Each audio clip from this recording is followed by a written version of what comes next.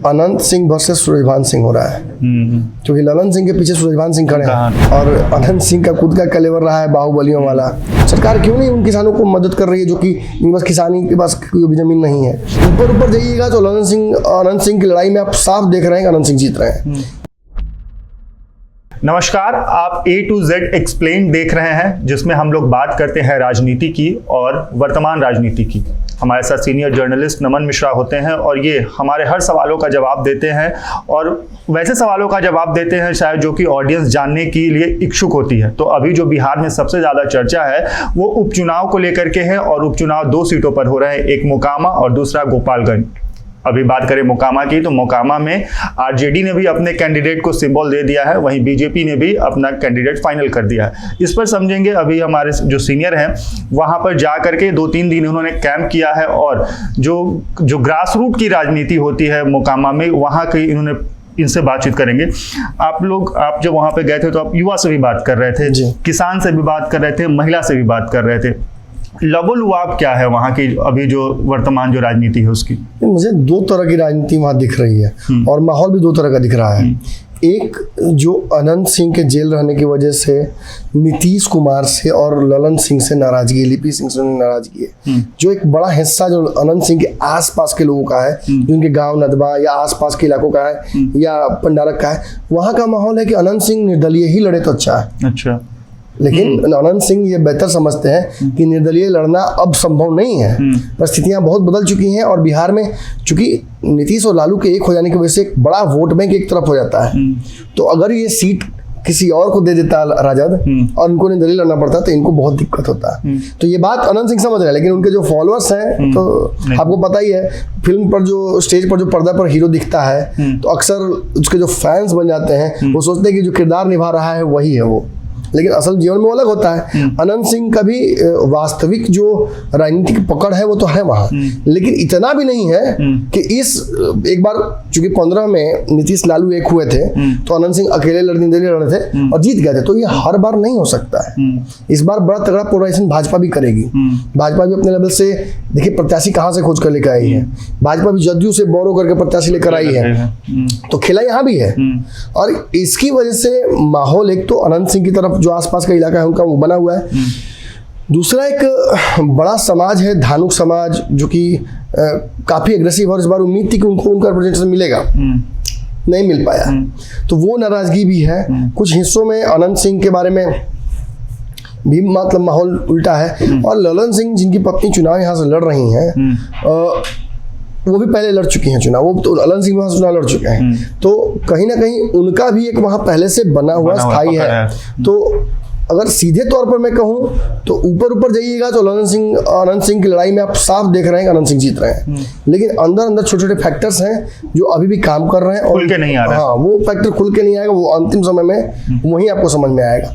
लेकिन जब नीलम देवी को आज टिकट दे दिया गया और महागठबंधन के सपोर्टेड उम्मीदवार हो गई, तो एक बड़ा फायदा अनंत सिंह का होता नजर आया।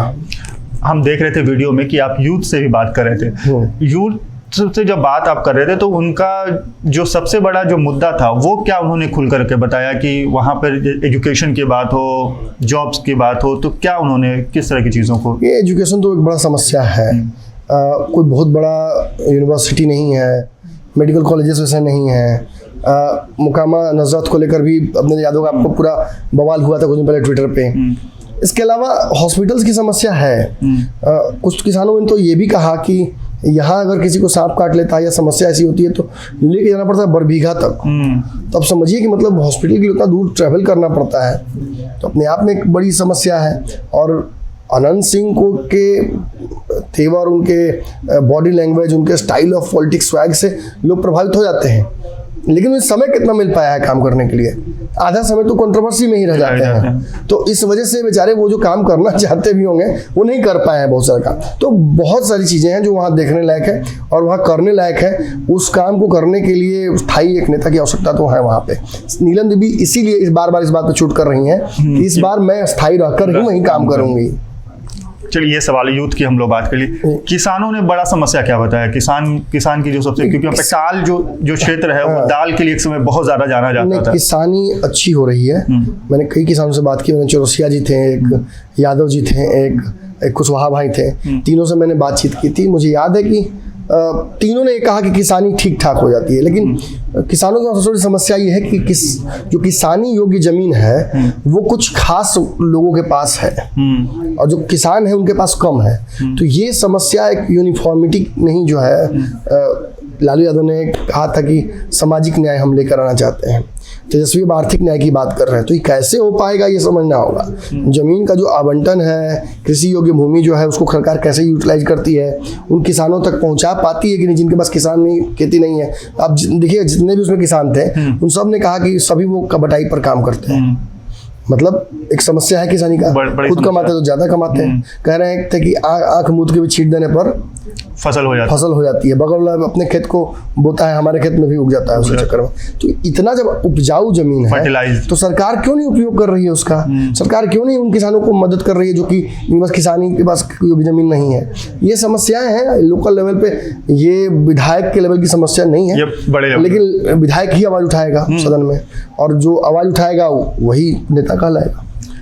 तो हम लोग किसान की बात कर लिए। महिलाओं ने जो सबसे बड़ी समस्या बताई वो क्या बताई है वहाँ पे? ये बहुत ज़्यादा महिलाओं से मेरी बात हुई नहीं, लेकिन एक दो महिलाओं से बात जो हुई मुझे लगा कि सुरक्षा एक बड़ी समस्या है वहाँ। क्षेत्र रहा भी है उस तरीके का, नाम भी डिस्टर्ब क्षेत्र रहा है, और अनंत सिंह का खुद का कलेवर रहा है बाहुबलियों वाला। तो महिलाओं के लिए एक समस्या ये है कि रात में ट्रैवल करना पड़ता है, सड़कों पर लाइट नहीं है, सीसीटीवी तो आज बिहार में कहीं लगा ही नहीं है, कहीं कहीं जगहों पर लगा हुआ है बस। इलाज की समस्या है, बड़े हॉस्पिटल्स में जाने को लेकर, क्योंकि बड़े हॉस्पिटल है नहीं, छोटे छोटे हॉस्पिटल्स हैं उनमें जाना पड़ता है। ये समस्याएं महिलाओं की हैं, रही है। यातायात के साधन उतने समृद्ध नहीं है। बार बार महिलाओं का कहना था कि ऑटो में चलना पड़ता है, बसेस चलती तो और अच्छा रहता है सरकारी। ये सब समस्या।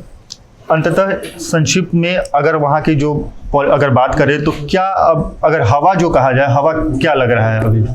देखिए अनंत सिंह ने आज, देखिए कितना टाइमिंग परफेक्ट हुआ। अनंत सिंह आज निकल कर बोल भी दिए, और अनंत सिंह का बोलना इसी वक्त एग्जैक्टली महागठबंधन का अनंत सिंह को टिकट देना। कल ललन सिंह का भी रोड शो है और वो नॉमिनेशन करने जा रहे हैं, तो लड़ाई तो कांटे की है। क्यों? क्योंकि देखिए केवल अगर मैं कह दूं कि ललन सिंह वर्सेस अनंत सिंह हो रहा है तो गलत होगा। अच्छा, अनंत सिंह वर्सेस सूरजभान सिंह हो रहा है, क्योंकि ललन सिंह के पीछे सूरजभान सिंह खड़े हैं, और इन दोनों की पुरानी अदावत आपको याद होनी चाहिए। इस क्षेत्र में सूरजभान सिंह की विद्युती बोलती थी एक जमाने में, और आज भी वो चाहेंगे कि अपना वो बरकरार रखे। एक समय ये भी चर्चा थी कि ये सीट चली जाएगी लोजपा पशुपति पारस को, लेकिन मौके पे भाजपा ने कहा सूरजभान सिंह जो पत्नी को टिकट मिल सकता है, या ललन सिंह को मिलता तो उस पार्टी से मिल सकता था। लेकिन अंततः कुछ भाजपा को भी लगा होगा कि संभावना है जीत की, तभी ये सीट भाजपा अपने पास रखी है। वो लगा है कि अभी वहां पे जो लड़ाई जो होगी वो टक्कर, कांटों की टक्कर वाली लड़ाई। अनंत सिंह देखिए भारी है, इसमें कोई दो राय नहीं है, लेकिन पासा कभी पलट सकता है। तो चलिए, इस वीडियो में हमने ये आपको जानकारी दी कि मोकामा का जो राजनीतिक जो लबो-लुआब है, जो राजनीतिक जो हवा है, वो किस तरह से बह रही है, और आने वाले दिनों में अब तो ये रिजल्ट ही तय करेंगे कि जो ऊंट है वो किस करवट बैठती है, या ये सीट आरजेडी के खाते में जाती है या बीजेपी को जाती है। खैर, इस वीडियो पर आपकी क्या राय है हमें कमेंट बॉक्स में लिखकर जरूर बताएं। इसके साथ ही इस तरह के और भी इंफॉर्मेटिव वीडियोस को देखने के लिए चैनल को सब्सक्राइब करें। अगर वीडियो फेसबुक पेज पर देख रहे हैं तो पेज को लाइक करें और फॉलो करें।